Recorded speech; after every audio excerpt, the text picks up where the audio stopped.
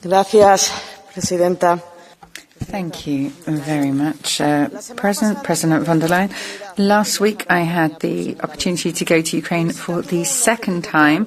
I had a very clear objective, which was to reaffirm to President Zelensky and to his government the support that the EU has and the support we have for the fight against the criminal regime of Putin. Ladies and gentlemen, we know that Ukraine is going through one of the most difficult moments since February 2022. Russia is hitting civilian infrastructure very hard, leaving the Ukrainian people in the cold and in a situation of insecurity, and are threatening the use of nuclear weapons. We have North Korean troops supporting Russia in the Kursk region, and Iranian drones and missiles are relentlessly terrorizing citizens and hitting cities. Despite the suffering of Ukraine on the battlefield, the Ukrainian authorities are not envisaging a ceasefire. The message I was given by President Zelensky and by other members of his government was very clear. They do not want help to negotiate. What they want is help to achieve peace through a position of strength that will oblige Putin to negotiate. They want help to win the war because they believe that they will win this war. They know what they are fighting for. They are fighting for peace, security, and the prosperity of their children.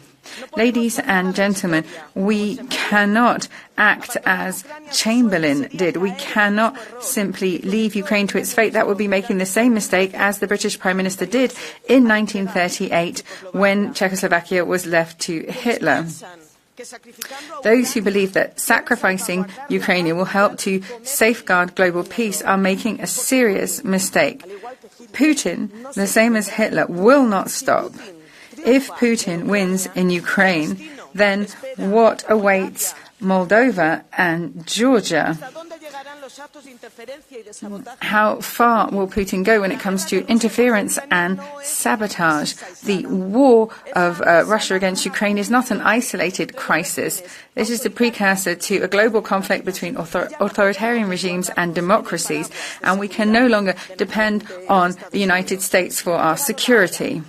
Now is the time for the EU to act. It is time for us to assume responsibility for our future, to do what is necessary to assure that the peace that Trump's talking about is not simply a capitulation. It is very important for the present and the future of our democracies. President Zelensky and his government want us to live up to our commitments. Ukraine needs more airspace defense, more munitions, more long-distance weapons. We need to implement the 15th package of sanctions, and we also need to use the 200 billion euros of Russian frozen funds to help them develop their defense industry. Ladies and gentlemen, last November we commemorated the 35th anniversary of the fall of the Berlin Wall.